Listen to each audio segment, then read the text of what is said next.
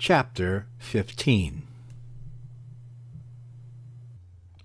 My dear Wormwood, I had noticed, of course, that the humans were having a lull in their European war, what they naively call the war.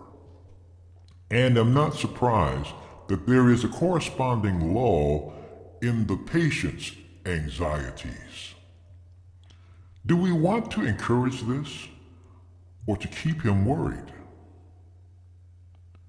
Tortured fear and stupid confidence are both desirable states of mind.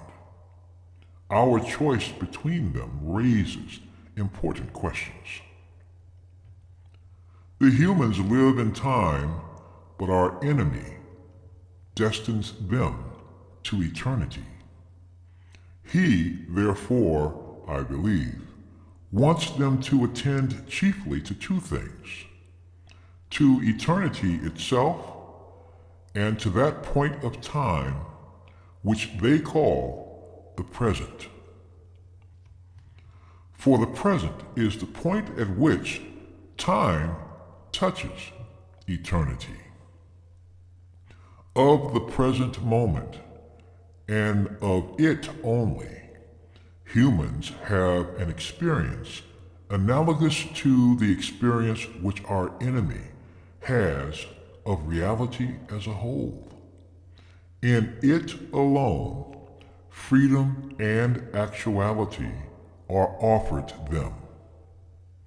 He would therefore have them continually concerned either with eternity, which means being concerned with him, or with the present, either meditating on their eternal union with or separation from himself, or else obeying the present voice of conscience, bearing the present cross, receiving the present grace, giving thanks for the present pleasure. Our business is to get them away from the eternal and from the present. With this in view, we sometimes tempt a human, say a widow or a scholar, to live in the past.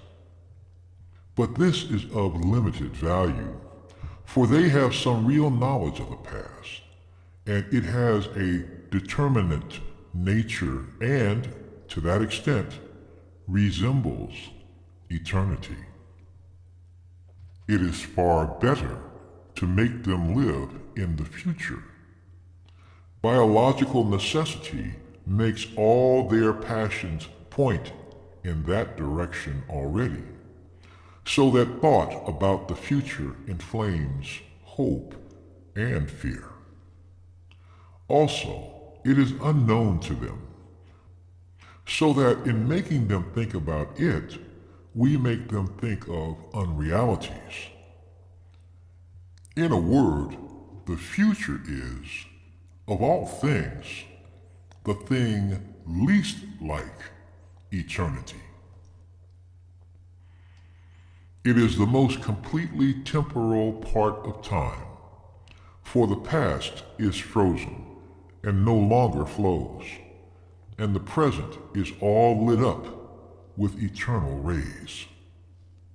Hence, the encouragement we have given to all those schemes of thought, such as creative evolution, scientific humanism, or communism, which fix man's affections on the future, on the very core of temporality.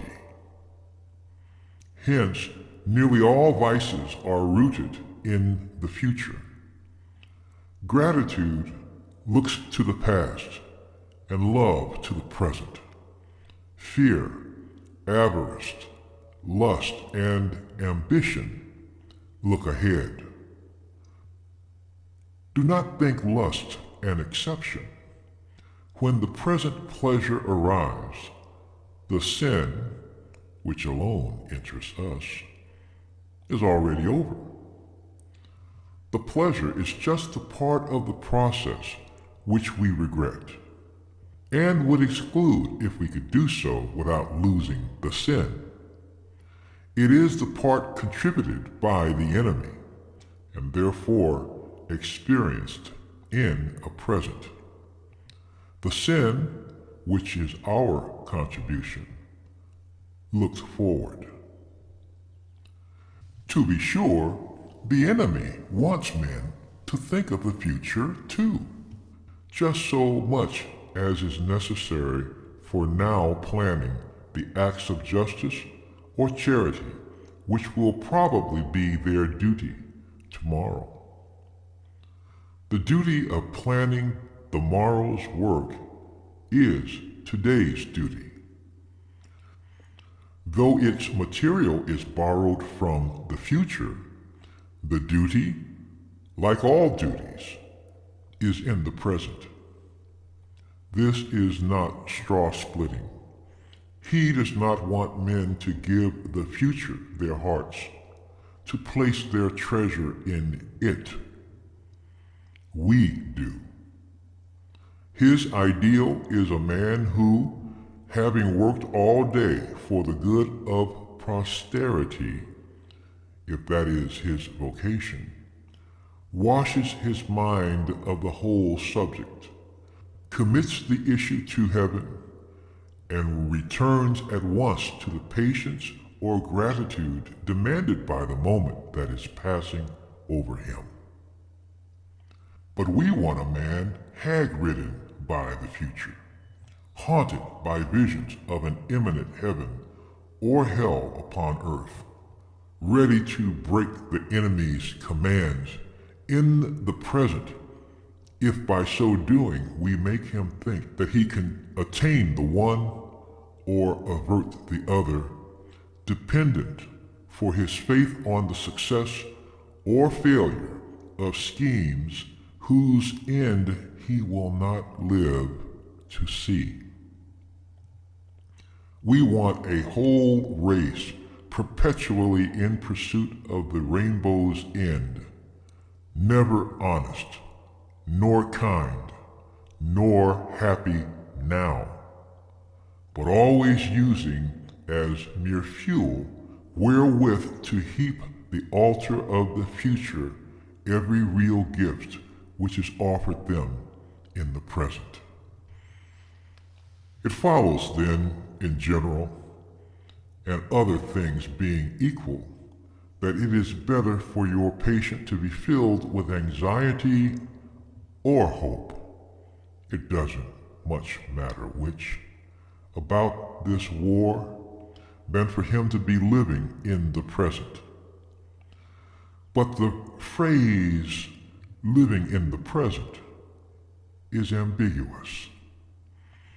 It may describe a process which is really just as much concerned with the future as anxiety itself. Your man may be untroubled about the future, not because he is concerned with the present, but because he has persuaded himself that the future is going to be agreeable. As long as that is the real course of his tranquility will do us good, because it is only piling up more disappointment, and therefore more impatience for him when his false hopes are dashed. If, on the other hand, he is aware that horrors may be in store for him and is praying for the virtues, wherewith to meet them, and meanwhile concerning himself with the present, because there, and there alone, all duty, all grace, all knowledge, and all pleasure dwell, his state is very undesirable and should be attacked at once. Here again, our philological arm has done good work. Try the word complacency on him. But of course, it is most likely that he is living in the present for none of these reasons, but simply because his health is good and he is enjoying his work. The phenomenon would then be merely natural. All the same, I should break it up if I were you. No natural phenomenon is really in our favor. And anyway, why should the creature be happy? Your affectionate uncle, Screwtape.